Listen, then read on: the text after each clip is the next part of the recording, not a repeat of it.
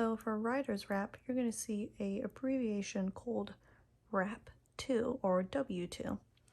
So we're going to bring our yarn to the front, slip 2 stitches to the right hand needle, bring the yarn to the back, slip those 2 needles back to the left hand needle, and then knit them.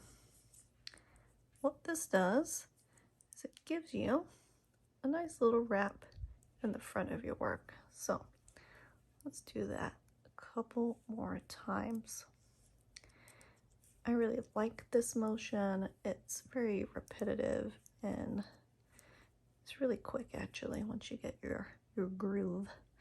So you're in your pattern and it tells you to W2 or wrap 2. You're going to bring that yarn to the front, slip 1, slip 2, bring the yarn to the back, slip 1, slip 2, back onto that left hand needle, and then knit those 2 stitches. And you should see that nice little wrap right in the front. Alright guys, I hope that has helped and you enjoy knitting the rider's wrap.